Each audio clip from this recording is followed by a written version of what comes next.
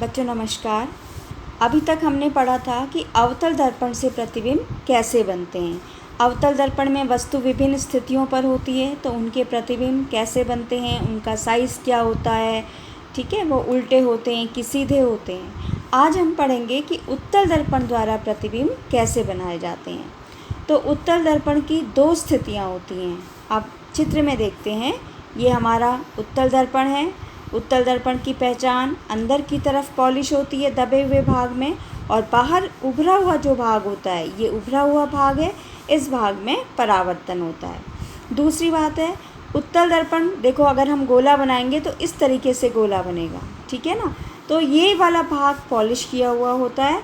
जो पॉलिश किया हुआ भाग है उसी तरफ उत्तल दर्पण का फोकस भी होता है और उसी तरफ उसका वक्रता केंद्र भी होता है।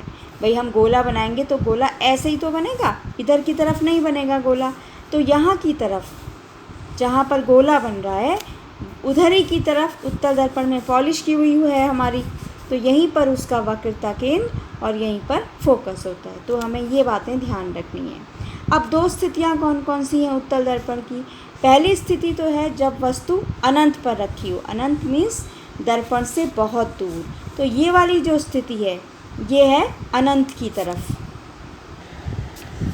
फिर समझिए बच्चों, अनंत का मतलब है दर्पण से बहुत अधिक दूरी पर। ये डैश डैश डैश हमने जो दिखाया है, इसका मतलब है कि जो हमारी वस्तु रखी हुई है वो उत्तल दर्पण से बहुत अधिक दूरी पर है। ये पहला केस हो गया, जब वस्तु अनंत पर रखी हो। दूसरा केस, जब वस्तु अनंत तथा दर्पण के ध्रुव के बीच हो। मतलब बहुत ज़्यादा दूरी पर वस्तु नहीं रखी है, दर्पण के ध्रुव के पीछे ही रखी है कहीं पर। ये दर्पण का ध्रुव है बिंदु P, यहाँ पर रखी हो सकती है, यहाँ पर रखी हो सकती है, लेकिन बहुत ज़्यादा दूरी पर नहीं रखी होगी। अगर बहुत ज़्यादा दूरी पर देखेंगे तो वो केस 1 हो जाएगा अनंत पर, ठीक है। तो इन दो सिचुएशंस पर हम देखते हैं कि प्रतिबिंब कैसे बनता है।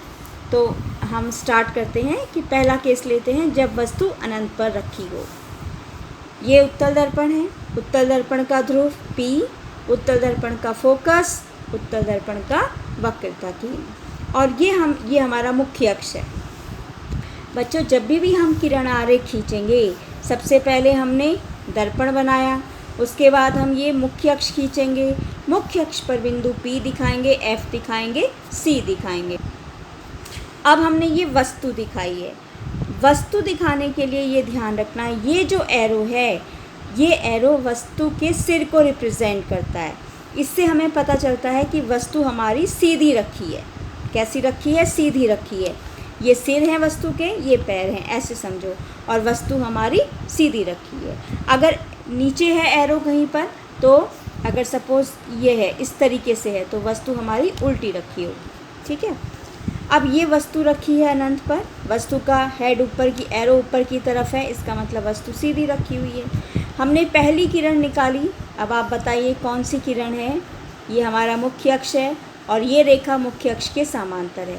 तो हमने जो आपतित किरण ली प्रकाश की, वो मुख्य अक्ष के समांतर ली है। यहाँ पर ये दर्पण का इस बिंदु पर हमारी प्रकाश की किरण आपतित हो रही, गिर रही है, ठीक है। जब ये दर्पण पर गिरेगी तो ये यहाँ से टकरा के वापस हो जाएगी। अब उत्तल दर्पण में हम इस भाग को, क्योंकि ये हमें दिखाई नहीं देता है पीछे का, तो हमें केवल ये वाला पोर्शन दिखाई देगा, केवल ये वाली किरण दिखाई देगी। जब हम इसको पीछे डैश डैश डैश की तरफ मिलाएंगे तो हमें ये ऐसा लगेगा कि ये बिंदु F से निकलती हुई प्रतीत हो रही है। तो हम ये कहेंगे कि मुख्य अक्ष के समांतर जाने वाली किरण उत्तल दर्पण से टकराकर बिंदु F फोकस से निकलती हुई प्रतीत होती है। क्लियर? तो ये एक मुख्य अक्ष के समांतर किरण, ये दूसरी मुख्य अक्ष के समांतर किरण यहाँ पर दर्पण पर गिरी, दर्पण से टकराने के बाद फोकस से निकलती हुई प्रतीत होती है। दोनों परावर्तित किरणों को, इसमें भी एरो बाहर की तरफ है, इसमें भी एरो बाहर की तरफ है, दोनों को हमने यहाँ मिलाया तो ये बिंदु F पर मिलती हैं। इसका मतलब जहाँ पर भी दो परावर्तित किरणें आपस में मिलेंगी, एक दूसरे को काटेंगी, वहीं पर वस्तु का प्रतिबिंब बनेगा। अब क्योंकि ये फोकस बिंदु पर ही मिलती हैं तो वस्तु का प्रतिबिंब भी यहीं पर बनेगा। अब देखिए,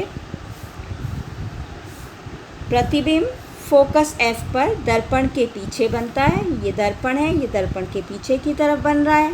प्रतिबिंब अत्यधिक छोटा बिंदु के साइज का होता है और आभासी तथा सीधा होता है। ये आपने ध्यान रखना है कि उत्तल दर्पण से जो भी प्रतिबिंब बनेंगे वो आभासी होंगे और सीधे होंगे। ठीक है, तो ये पहला केस है। फिर समझ लीजिए, वस्तु कहाँ रखी है? दर्पण से बहुत अधिक दूरी पर रखी है, जिसे हम कहते हैं अनंत पर रखी है।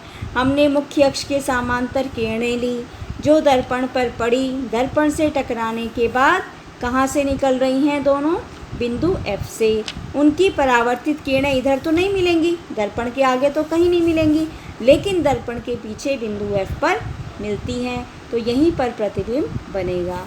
प्रतिबिंब बिंदु के साइज का होगा और आभासी तथा सीधा होगा।